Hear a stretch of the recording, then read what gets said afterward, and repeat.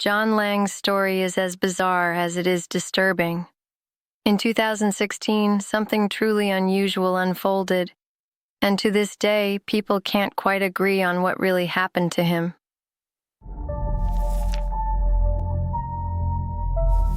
What lurks behind the fog? Lang was a Fresno resident, a former Marine, and a sharp-tongued critic of the Fresno Police Department. According to him, he had uncovered a corrupt money-making scheme, one that targeted the city's poorest citizens. "I discovered local law enforcement had been running a license plate scan scam," he wrote online. Cops would sit in parking lots of retail stores in low-income neighborhoods, scanning plates. Then, a few blocks away, in marked patrol cars, they'd pull over unsuspecting drivers under the guise of a routine stop. It was all about profit, unethical, possibly illegal, and designed to squeeze Fresno's poor. Lang didn't stop there. He also claimed that the local newspaper, the Fresno Bee, was sharing private chat logs with police, handing over the IP addresses of residents who dared to criticize the police or city officials. One of those insiders, he believed, had handed over his address to police. That's when everything began to spiral. John became convinced he was being surveilled, stalked, and intimidated by the very people meant to protect him. He started uploading grainy CCTV videos to his YouTube channel as proof. The footage was rambling, chaotic, but undeniably unnerving. "Okay, you guys, you think I'm lying? Look at this. Look at these cars on my road. These are feds. I know they're watching me." In one video, a white truck slowly rolls past his home. John claims it belongs to the Fresno PD and says that shortly after filming it, he received a hang-up call from a police employee. In another video, a man crouches just outside John's fence, supposedly conditioning Lang's dog so that it would comply if police ever tried entering his home.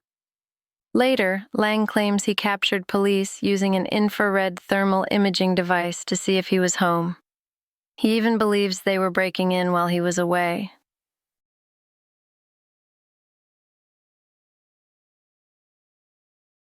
In one clip, a man strolls slowly in front of John's house, texting as he keeps an eye on the home before wandering away. In another, two neighbors, one of whom is a registered sex offender and allegedly a police informant, try to stop John from getting inside his own house.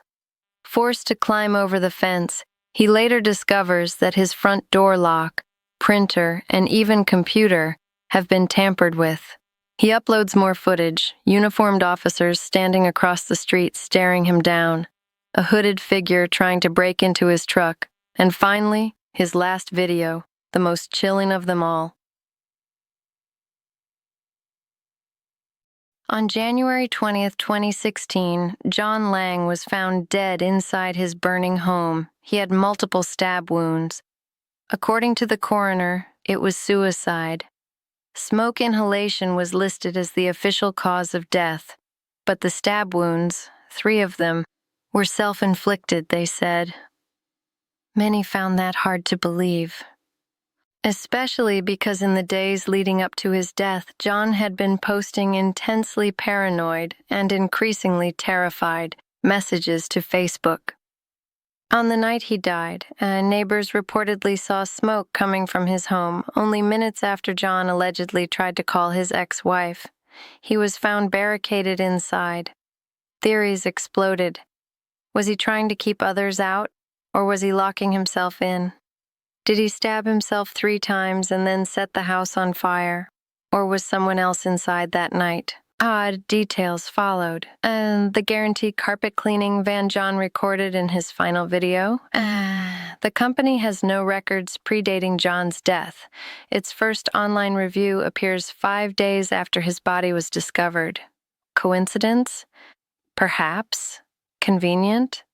Absolutely. A petition was soon launched to demand a federal investigation. Then a reporter claimed that the stab wounds were in John's upper back, not the chest or stomach, and that 2 Fresno police detectives had been present at the autopsy. Meanwhile, Fresno PD's reputation was already in tatters. A former deputy chief had recently been arrested in a heroin trafficking conspiracy.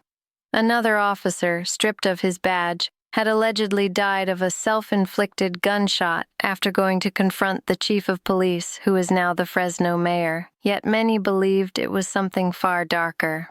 So what really happened to John Lang? Was he a man driven to madness by paranoia, ultimately taking his own life in a blaze of fear and delusion? Or was he silenced by the very department he swore was targeting him from the beginning? Let me know what you think about this strange, unsettling case in the comments below.